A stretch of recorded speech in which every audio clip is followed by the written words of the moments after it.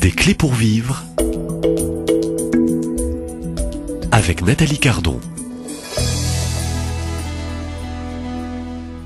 Bonjour à tous et bienvenue dans cette nouvelle série au micro pour intervenants et témoins. Je reçois le père Jean-Christophe Thibault, qui est prêtre du diocèse de Metz et actuellement aumônier d'un centre hospitalier en Moselle et prêtre de paroisse. Comme historien des religions, il se consacre depuis de nombreuses années à l'étude des phénomènes ésotériques et des thérapies alternatives. Il est l'auteur de plusieurs ouvrages. Un dernier vient de paraître aux éditions Artege, Les nouveaux visages de l'ésotérisme, occultisme, guérisseur, magie. Un autre livre parmi tous les livres, plus accessible aussi, paru aux éditions Artege, Libère-nous du mal. Des livres que je vous conseille, bien sûr. Et aussi un livre témoignage écrit à quatre mains. Et c'est toujours le père Jean-Christophe Thibault avec Olivier Joly. Ce livre est pour tous, accessible à tous. La prison des esprits, un luciférien devenu prêtre et un ancien médium témoigne. Tout d'abord, je m'empresse de me tourner très vite vers le père Jean-Christophe Thibault. Bonjour père. Bonjour. Alors ravi de vous accueillir aujourd'hui et puis pour toute cette série ici à Lourdes, puisque vous intervenez sur ces sujets, ce sujet et ces sujets multiples pendant ce rosaire. Dans ces premières minutes, je voudrais que très vite, vous donniez un peu ce témoignage d'un ancien, est-ce qu'on peut dire ancien luciférien. Vous avez pactisé avec le diable, c'est ça, et aujourd'hui vous êtes devenu prêtre. Racontez-nous en quelques minutes. Oui, merci. ça peut sembler un peu étrange. Hein. Mais c'est un monde étrange, paranormal. Paranormal, oui. Exactement. Alors évidemment, je ne suis pas devenu luciférien du jour au lendemain. Il y a toute une histoire. Pour vous dire un petit peu les choses très simplement, je suis originaire du Nord, même si aujourd'hui je suis du diocèse de Metz, et fils d'enseignant. Mon père était prof d'anglais, ma mère était prof d'art plastique, et ils étaient athées. Alors aucune fibre spirituelle ou religieuse, c'était pas du tout leur sujet. Ils étaient plus intéressés par la politique. Mon père était marxiste-léniniste, ma mère était maoïste. Vous voyez, c'est bon. Et donc, moi, je fais partie de ces enfants qui très tôt se sont posés des questions sur le sens de la vie. Pourquoi on est là? D'ailleurs, mon plus vieux souvenir, j'avais 3 ans, et dans l'immeuble où j'habitais, il y avait un meuble sur lequel il y avait un vase chinois, une reproduction. Hein. Et je regardais ce vase et je me suis dit, mais pourquoi je suis pas ce vase? Qu'est-ce qui décide qu'on est un homme, une femme, un animal, un objet, etc. Hein. Alors je suis allé voir ma maman, j'ai dit, pourquoi je suis pas une potiche? Alors évidemment, elle n'a pas su me répondre. Et vous savez, quand on est enfant, on pense que les parents ont réponse à tout. Et comme je n'avais pas de réponse, comme tant de gens aujourd'hui, et qu'on ne parlait pas de Dieu, on ne parlait pas, et voilà, j'ai fait mes recherches par moi-même. Et là, finalement, ça a commencé, j'avais 8 ans, mes parents avaient fait une expérience écolo, on vivait dans une ferme sans eau, sans électricité, sans chauffage, etc.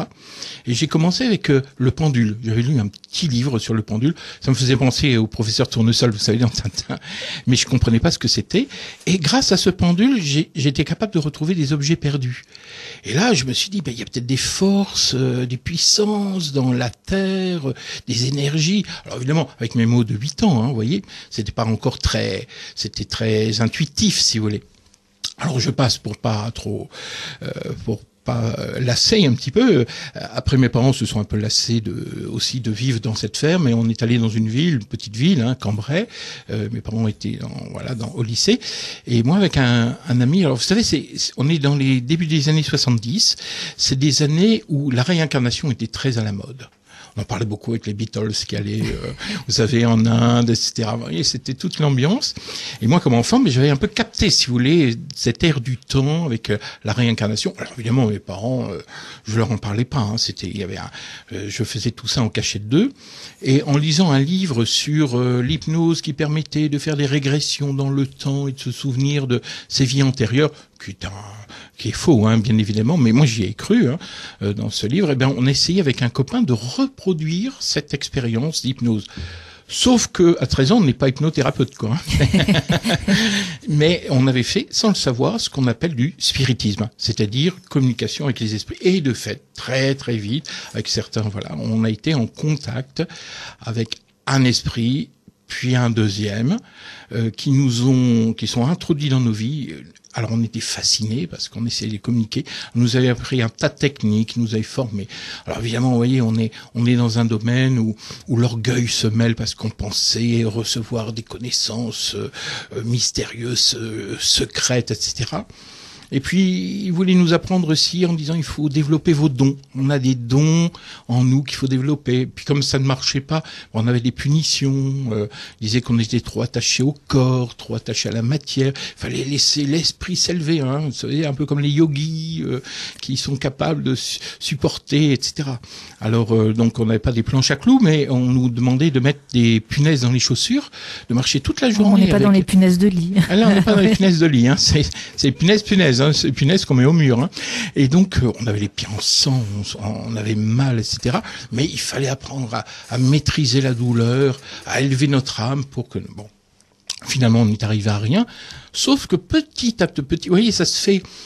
J'allais dire petit à petit, on a commencé à avoir une formation dans la magie. Puis après, on est passé à la magie noire. Et après le bac, donc on a continué, comme étudiant. Moi, j'étais étudiant en psychologie. Mon ami était étudiant en médecine. Et à ce moment-là, on a commencé à faire on nous avait introduit la notion que Dieu n'était pas intéressant parce que c'est un principe philosophique, c'est l'un. En disant mais il faut pas trop s'en occuper. En revanche, le monde est dirigé par un esprit supérieur qu'on appelle Lucifer. Et Lucifer, vous savez, ça veut dire porteur de lumière. Dans l'ésotérisme, ça n'est pas le diable. C'est celui, au contraire, qui a la connaissance. C'est un bon esprit qui veut donner la connaissance parce qu'on est libéré par la connaissance. On est délivré par la connaissance. Et donc là, c'est allé très très loin. Et c'est un peu dans cette, dans cette situation un peu particulière que finalement, Dieu s'est révélé un jour. Donc, il est venu finalement vous rattraper dans, je dirais, cette situation où vous êtes liés. Est-ce qu'on peut parler déjà de lien? Est-ce que vous avez fait un pacte, puisque vous évoquez Lucifer et que cet ouvrage indique bien qu'un luciférien est devenu prêtre. Vous étiez devenu, je dirais, presque collaborateur avec Lucifer. Vous savez, on peut faire des pactes implicites. C'est-à-dire, je n'ai pas fait de pacte réel. D'abord, n'oublions pas, on n'avait pas la conscience. Je lis de long parce qu'on était deux, oui. Mais je pourrais dire nous n'avions pas conscience que l'on touchait quelque chose de mauvais. Et d'ailleurs, la confusion entre le bien et le mal est totale. Pour vous dire un peu les choses, on nous expliquait que l'univers était dirigé par, finalement, vous savez, c'est aussi autour de la notion de réincarnation.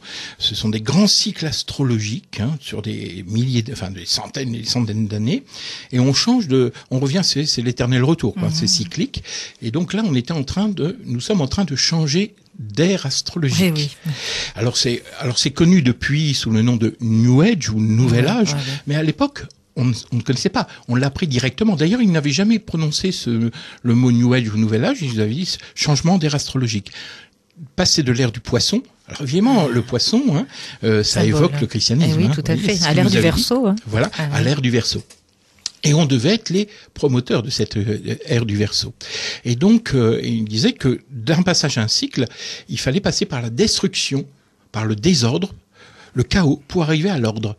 Et c'est très dangereux, parce que finalement, ça justifie toute forme de violence, de destruction, qui n'est pas considérée comme quelque chose de mauvais, mais nécessaire. Vous voyez, l'Empire romain, il a bien fallu qu'il disparaisse à un moment pour que le christianisme puisse naître. Maintenant, c'est autour du christianisme, il va disparaître, et il faut passer par un monde qui finalement est en révolution et disparaît. Et donc c'est ainsi que il y a eu l'expérience un peu finalement de ce Lucifer qu'on devait arriver à. Et il y a eu cette expérience aussi de la révélation de Dieu aussi qui s'est manifestée. Alors, qui est venu vous récupérer, vous cherchez? Oui, me chercher. Vous cherchez quoi dans Alors, je vais vous dire, c'était très simple. Ils m'avaient demandé, les esprits, ils nous poussaient également à nous engager politiquement. Et j'étais entré, quand j'étais étudiant, à la Ligue communiste révolutionnaire. Pas pour des raisons politiques, c'est parce que c'est la révolution, donc comme il fallait déstabiliser la religion, il faut aussi déstabiliser la société. Et là, mes camarades de ligue avaient vu que j'étais assez nerveux, mais que j'avais une fibre, alors eux, ils disaient religieuse, mais vous voyez, c'était ésotérique, c'est pas la religion, quoi, vous voyez. Mais, et donc, comme on se réunissait dans un bâtiment au-dessus duquel se trouvait une aumônerie catholique, il m'avait demandé finalement d'aller casser du cateau. Et comme j'avais l'habitude d'obéir au doigt et à l'œil à toutes les demandes, alors je suis pas allé descendre dans l'aumônerie, monter sur une chaîne en disant vive la révolution, mais je suis entré dans une troupe scout. Pourquoi cette troupe scout? Parce que je connaissais le chef, c'était le seul chrétien que je connaissais. Pour lui faire perdre la foi, d'autant plus qu'il avait perdu son père d'un accident de la route quand j'étais en terminale, j'ai connu par le lycée. Donc ça me semblait assez facile de lui faire perdre la foi au Dieu amour, etc. Perdre la foi parce qu'il était aussi dans un état de fragilité avec la perte de son père. Il n'était pas faible du tout parce qu'il avait Dieu. Et donc, il avait la vraie foi. Il avait la vraie foi. Il n'était pas super formé, il faut pas imaginer, mais il était habité. La foi des premiers apôtres. Voilà. Enfin, et puis il avait la foi, je dirais tout simplement. Ouais. Et moi, ça m'a un peu déstabilisé. Pas au point là, il a fallu après l'intervention de Dieu. Et vous savez, dans le scoutisme, on fait les camps, et un jour, pendant un camp, alors je ne restais jamais ni pour la messe, ni pour la prière, tout ça. Et donc, voilà qu'un jour, au lieu de partir sous la tente, j'ai écouté une prière dans l'obscurité, personne ne me voyait, et à ce moment-là, c'est là où Dieu est intervenu. Non pas que je me sois ouvert en disant c'est vrai ce qu'il dit ou c'est intéressant, mais simplement c'est beau, c'est moins bête que je croyais. Et je pense que c'est tout ce que l'Esprit Saint attendait. À ce moment-là, je suis tombé à genoux et pendant 2 heures, j'ai eu cette expérience, ce qu'on appelle l'effusion de l'Esprit, si vous voulez. C'est comme si mon disque dur était complètement changé et je me suis rendu compte que j'étais prisonnier, j'étais dans la prison non pas des esprits, mais des démons. Et qu'en réalité, Dieu est là, et il y a une vraie présence, et tout à coup, j'ai fait vraiment cette expérience très profonde d'un Dieu d'amour qui venait me chercher dans ma prison, quoi. Et qui venait, je dirais, vous libérer de cette prison, je dirais entourée de démons. Et entourée de démons. Pour revenir vers la lumière. Absolument. Et alors, merci de votre témoignage. C'était un peu l'introduction pour cette série des clés pour vivre. Je rappelle que vous êtes aujourd'hui, et que vous travaillez depuis 35 ans sur ces sujets qui touchent finalement au fond au paranormal, tout ce qui est de l'ordre des démons et des mauvais esprits, ce qui est de l'ordre finalement aussi de la magie, de la sorcellerie, des guérisseurs, des médecines alternatives en fait.